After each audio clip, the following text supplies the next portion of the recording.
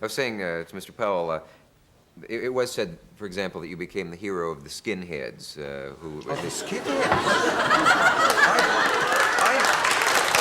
I became the hero of 90% of the people of this country for having said what they were waiting for somebody to say, for identifying a danger of which they were conscious but couldn't believe that nobody would see it or point it out. Well,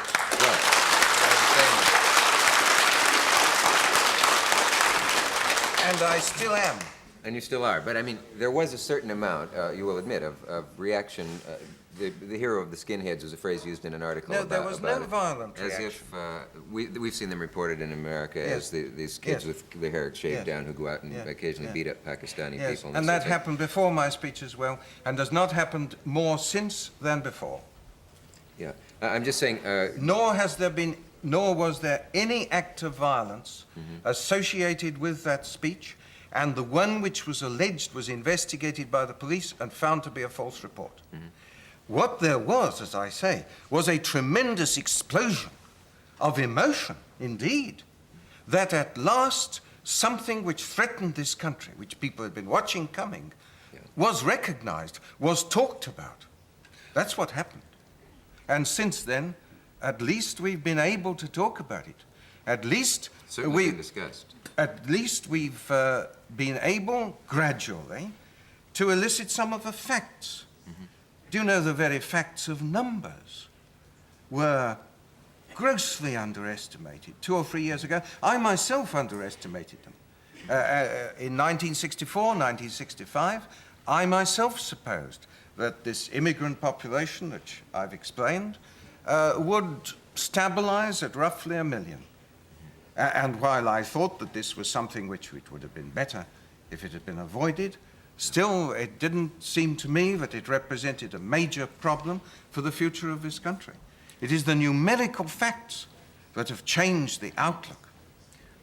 Yes. I think that you as a philosopher will recognize that one of the dangers of a reasonable argument is that it's often rationalistic to the exclusion of empirical arguments, and that rationalism is not necessarily a recommendation. It may, in fact, seriously undermine the empirical and reasonable social validity of such an argument. There are so many. Well, there are so many. Splendid. There are so many. There are so many empirical falsehoods in what you've said that I think I'd like to take one or two of them rather carefully. First of all, only it's my program and not yours. No, it belongs to no one. It belongs to no one at all. Shall I take one point? No, first of all, the program belongs to no one. It's Mr. Cavett's program, and we are simply talking to one another. So you and I must be careful not to hog it, and in particular... No one is hogging. You have particular. As I didn't interrupt your contribution, I'm sure you will only interrupt my contribution very briefly. I'm not interrupting your contribution.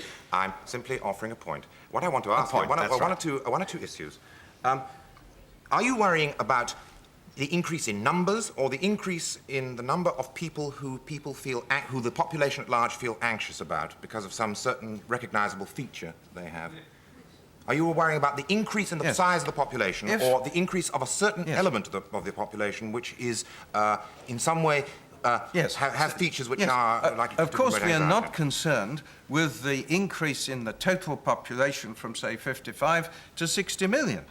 We are concerned with the increase in an element of a population which is profoundly different, thinks itself different, is seen as different from the rest. And that is where the significance both of number and of concentration comes in. Now, it could be as serious, indeed it could be more serious, if that different population were white and not colored. I can well imagine that if they were, for example, Germans or Russians who were going to be occupying 2/5 or a half of Birmingham at the beginning of the next century, we should... Yes, in occupation, living in it. But as with some of your American cities, a considerable proportion. In the case of Birmingham, it will be at least 2/5 will be occupied by the immigrants and their descendants by the early years of the next century. Above all, their descendants. Yes, indeed. Yes, but those descendants will still be thoroughly separate for the most part from the rest of the population because of the numbers. If the numbers were small, then of course, like any very small minority, they would filter into the population. But nobody seriously imagines that if 2/5 of Birmingham consists of a first generation of descendants born here, of people from the West Indies, from Africa, and from Asia, there will not be a profound difference between that part of the population and the rest. I think there may be a difference. In fact, there certainly will be a difference. Whether that difference is enough to promote anxiety, unless someone declares... You think nobody would notice? No, I think they'll notice, certainly. The question about is whether they will notice with fear and horror unless someone announces to them that fear and horror are an appropriate response to such a fact. I see. And you think that human nature is such that unless somebody referred to this, nobody would notice that their own native cities were transformed, that the white population was moving out and a different population was moving in? I didn't say that. Well, you think then that it would be noticed, but that it would not merely be tolerated, but would be taken as a desirable or acceptable development? No, I didn't say that either. Well, that is what you have to say. That is what you have to say, if this is not to be a problem. No. You're simply putting words which you would find convenient in my mouth. What I said was that I didn't say that there would be no difficulties. Difficulties are in the nature of human coexistence. What I said was that the differences that there would be are not necessarily the differences which would excite fear and horror unless someone stands up and says that fear and horror are an appropriate response. Someone invested with the authority of public office. When you do that, the charisma of your office and the charisma of your role as a politician will often convince people that fear and horror are an appropriate response if that is what is being told to them. It's what philosophers call a performative utterance. No doubt you're familiar with it. And let me go on. No, you're not to go on, because I'm going to tell you that if you believe that, you will believe anything. It is stark nonsense to say that if I had never been born, the same dangers and problems would have existed in this country. No, I didn't say that either.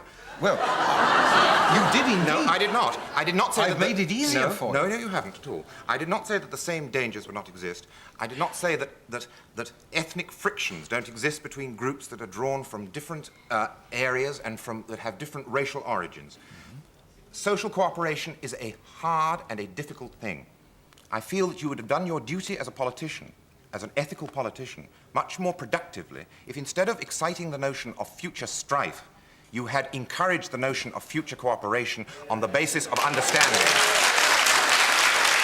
Then will you tell me why it is that those in the race relations industry who profess to be trying to do just that find it necessary to draw attention to the dangers of future strife, and indeed do so in terms as strong as any that I have ever used? I will not be saddled with the follies of the other side as well. The mere fact that errors are made by people who have the best intentions does not mean that I have to adopt their methods or favor them. No, it doesn't, I deplore your techniques and I deplore some of their techniques. What I ask for is not rationalism or reasonableness, but a sense of the variety of human existence and also an attention to the capacities of human beings to absorb each other's differences rather than an encouragement and an exhortation to excite the sense of difference and to deplore it. And what I ask for is that you should not live in a fool's paradise. May I ask for what's left of my part of the program? We will return after this message from our local station. I'm talking with Enoch Powell and with Jonathan Miller. Would you then have to admit that if all of the immigrants that are in question here were white Anglo-Saxon Protestants, you would be less exercised over this subject than you are? But they're not immigrants. Those wouldn't be immigrants, would they? If there were an influx of an equal number of white Anglo-Saxon Well, if the population's the same, the population's the same. A problem doesn't arise, does it? Well, I think I'm stating the question clearly, aren't I? I'm saying that isn't it not logical, conceivable, probable that part of your concern is the difference in culture of these people and the difference in race. Well, That of course, if there were no difference, there would be no problem, of course. If there were, well... Shall we start our program again? I'll start another program. I've got one question I want to ask.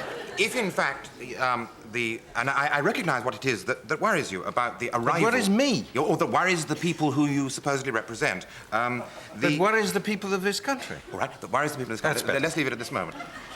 If you are worried, and they are worried, about the arrival of a group of people in the culture who, by reason of differences of behavior, are going to represent a stress upon that culture, I'm very surprised that one of the other forms of immigration, one of the largest influxes that has ever occurred in the history of this island, which has occurred in the last 25, 30 years, as a result of the introduction of antibiotics.